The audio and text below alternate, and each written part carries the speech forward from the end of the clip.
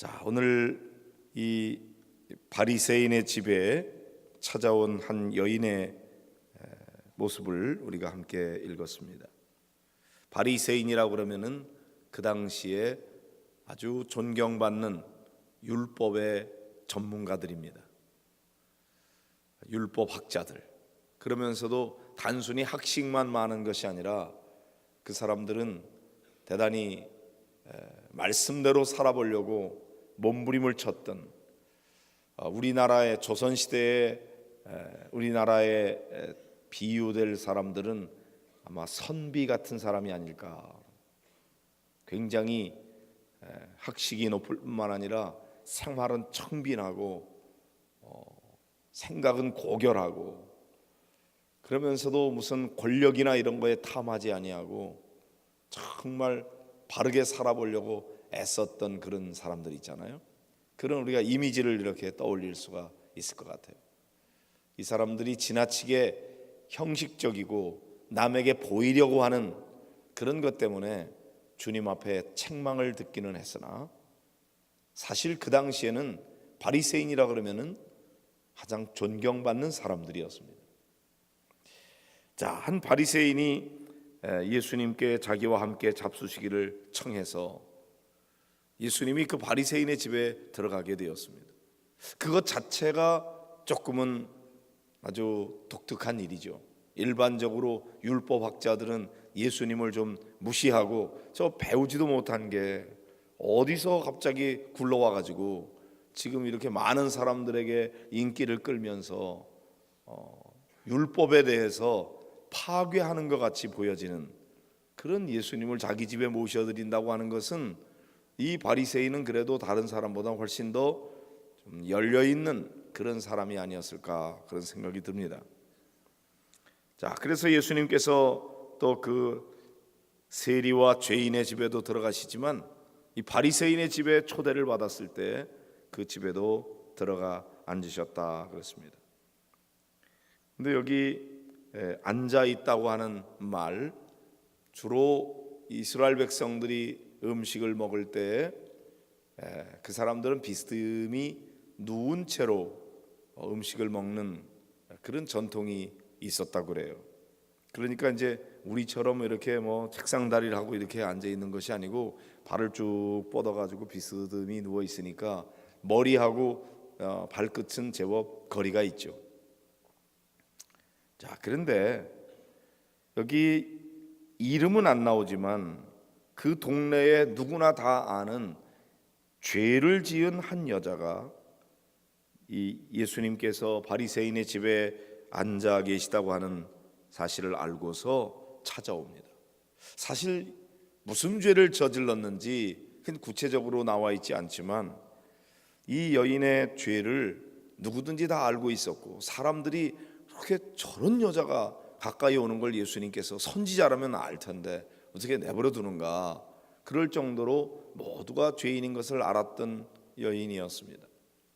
성경을 연구하는 학자들은 이 여인이 바로 그 간음하다가 현장에서 잡힌 그 여인이 아닐까 이렇게 추측하기도 합니다. 꼭 그렇다고 단정 지을 수는 없지만, 그러나 사람들이 별로 가까이 하고 싶지 않은 아주 죄 많은 여인이었어요. 그런데 이 여인이 바리새인의 집에 들어왔다? 그것은 비난받아 마땅할 일인데 그 여인이 용기를 내서 이 집에 찾아왔다고 하는 것이 대단한 것이었어요. 그런데 그것으로 그치지 않고 향유 담은 옥합을 가지고 왔는데 예수님의 그 발 곁에 가가지고 거기서 웁니다. 갑자기 여인이 와서 눈물을 툭툭 흘릴 정도로 우니 얼마나 당황스럽겠습니까? 혹시 이 여인이 미투 운동의 시발자가 아닌지 사람들이 궁금해했을지도 몰라요. 아니 도대체 예수님이 뭘 어떻게 했길래 전혀 저 죄 많은 저 여인이 와가지고 눈물을 뚝뚝 흘려요? 근데 그걸로 그치지 않고 눈물로 그 발을 적실 정도로 눈물을 흘리고 난 다음에 자기의 머리털로 그 발을 닦았다고 그랬습니다. 여인에게 있어서 머리가 얼마나 중요합니까? 이 머리를 잘 단장하지 않으면 차라리 모자를 쓰죠. 예배당에 들어올 때는 모자를 쓰지 마라, 벗어라 그랬다가는 큰일 납니다. 이건 하나의 그 장식이기 때문에 여인들은 머리가 막 헝클어지고 그런 거에 대해서 그 자기 관리에 있어서 그럴 수가 없는 거죠. 그런데 이 여인이 머리를 풀었어요. 그래가지고 그 머리털로 자기의 눈물을 쏟은 그 예수님의 발을 닦는 것입니다. 근데 여러분, 이스라엘 사람들의 이 발이라고 하는 거, 그 당시의 발이라고 하는 거는 그냥 우리가 지금 신고 있는 이 구두 같은 운동화 같은 그런 신발이 아니고 우리가 지금 신는 샌들과 같은, 그래서 뭐 거기에 뭐 양말을 신었겠습니까? 먼지가 많은 나라이고, 그러니까 외부에 손님이 오면은 손 씻을 물과 발 씻을 물을 주는 것이, 그것이 그 손님에게 대한 하나의 예절이었거든요. 근데 이 바리새인의 집에 왔는데 여기 말씀해 보면은 발 씻을 물을 주지 않았던 것 같아요. 근데 이 여인은 눈물로 예수님의 그 먼지 묻은 발에 눈물을 쏟고, 그리고는 그것을 머리털을 풀어서 그 발을 닦았어요. 그리고는 그 발에 입을 맞추었어요. 이 여인이 이 젊은 청년에게 와서 하는 이 일이 얼마나 민망한 일입니까? 당장에 우리에게 그런 일이 있다고 생각해 보세요. 도대체 무슨 사연인지 알 수가 없으나 여인이 와서 이러고 있을 때 정상적인 사람이라면 지금 뭐 하고 있는 짓이냐고 소리를 뻐럭 지르면서 저리 가라고 아마 그렇게 소리를 지르고 발로 차려고 했을지도 몰라요. 그런데 이상하게 예수님이 가만히 계십니다. 거기 발에다가 막 입을 맞추거든요. 그리고는 드디어 자기가 가지고 있는 옥합, 거기에 향유를 그 발에 붓습니다.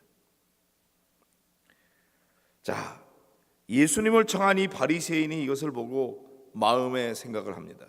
이 사람이 만일 선지자라면 자기를 만지는 이 여자가 누구인지, 그 여인이 얼마나 못한 죄인인지 그 알았을 거다. 근데 어떻게 이 여인이 이러고 있는데도 불구하고 가만히 있을 수 있단 말인가? 민망하게 말이지. 많은 사람들이 보는 앞에서, 그것도 모든 사람이 알고 있는 저 죄 많은 여인이 가까이 다가올 때 어떻게 보면은 막 소름이 끼치고, 그런 여인이 다가오는 것 자체를 물리쳐야 될 텐데 왜 가만히 있는가? 저 사람 선지자 맞아?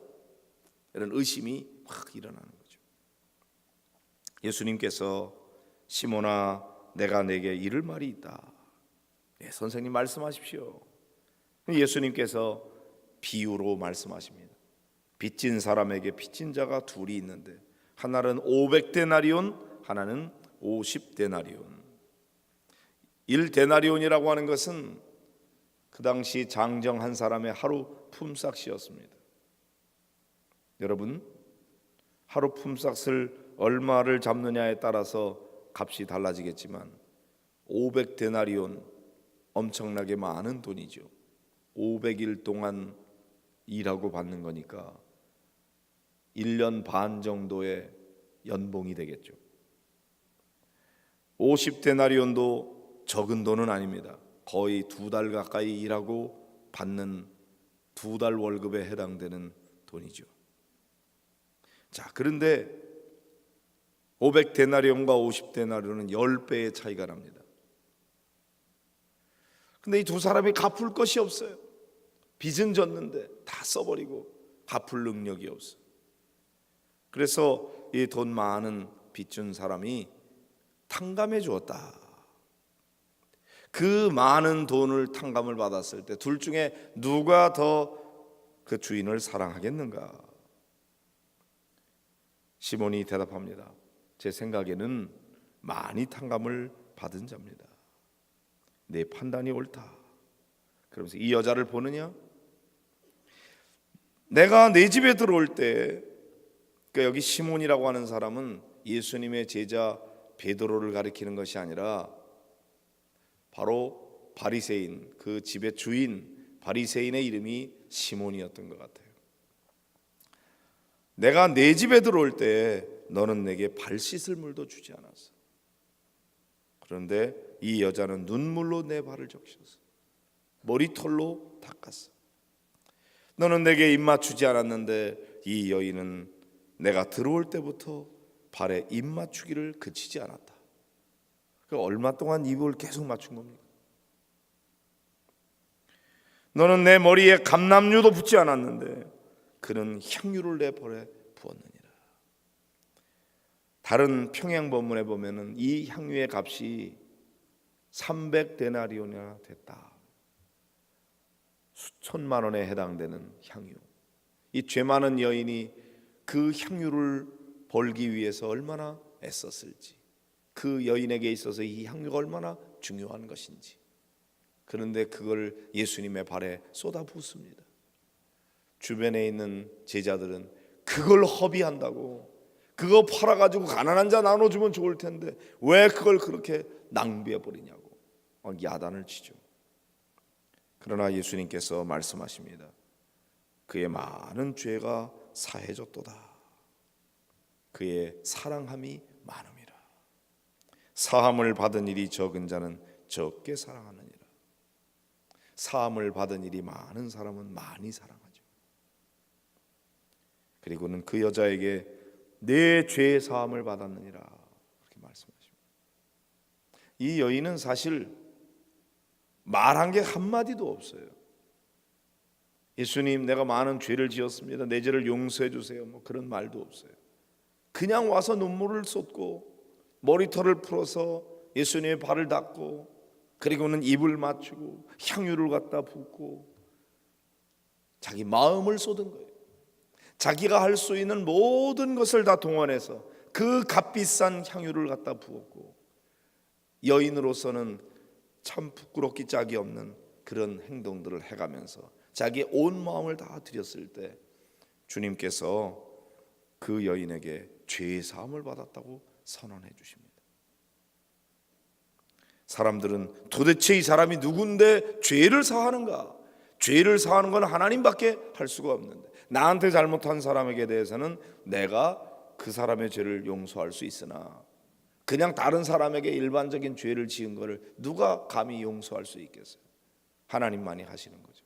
근데 예수님은 그 여인에게 죄의 사함을 선언하십니다. 그리고는 내 믿음이 너를 구원하였으니 평안히 가라. 예수님은 그 여인의 그 마음의 중심을 보신 거예요.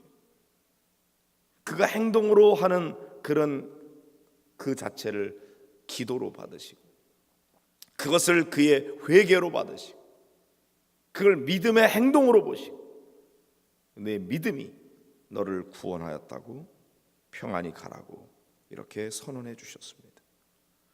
월요일 날도 우리가 삭개오에 대해서도 그가 한 행동이 기도가 됐다고 말씀을 드렸는데, 이 여인은 삭개오보다도 말한 게 아무것도 없는데 그 여인이 한 이 행동 자체가 마음을 쏟은 일이고 주님 앞에 드린 하나의 기도가 되었고 회개가 되었고 믿음의 고백이 되었고, 그래서 주님께서 죄 사함을 선언하시고 구원받았다고, 내 믿음이 너를 구원하였다고 평안히 가라고 말씀하십니다.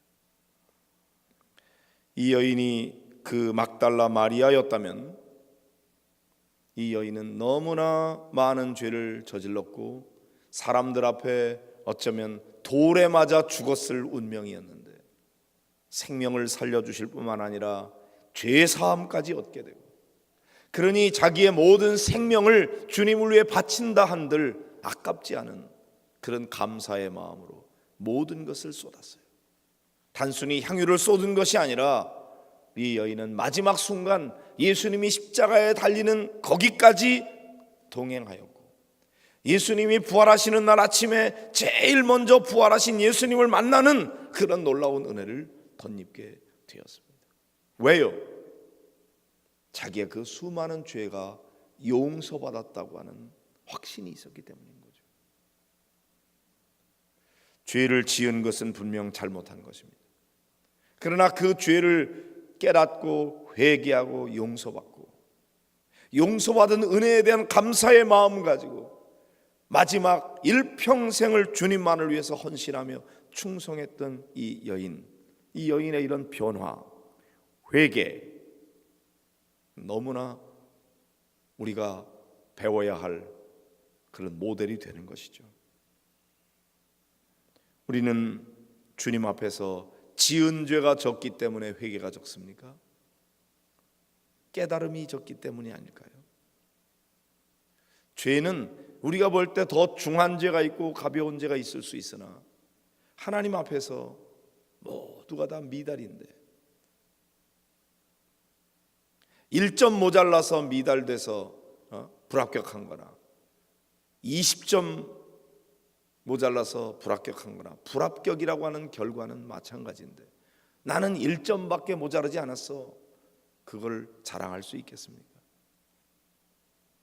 하나님 앞에서 2% 부족한 사람도 있고 50% 부족한 사람도 있겠죠. 그러나 부족한 줄 알고 죄를 회개하고 그리고 용서받고 변화받고 새로워지는 사람이 귀한 것입니다. 사랑하는 성도 여러분, 오늘 옥합을 깨뜨리고 그것을 주님 앞에 다 쏟아붓기까지 주님께로부터 용서받은 은혜가 너무나 커서 남은 일생을 주님을 위해 헌신하며 바쳤던 이 여인의 헌신, 그 여인의 기도, 그것을 우리가 기억하면서 주님, 나도 주님을 위해서 내 모든 것을 다 드려도 아깝지 않을 만큼 주님께로부터 내가 받은 은혜와 사랑이 더 크다는 것을 알게 해주시고 그 많은 빚을 다 탕감받았으니 내가 감사한 마음으로 주님을 위해 평생 헌신하겠습니다 결단하는 그런 위대한 기도의 사람들이 되시기를 주의 이름으로 축복합니다.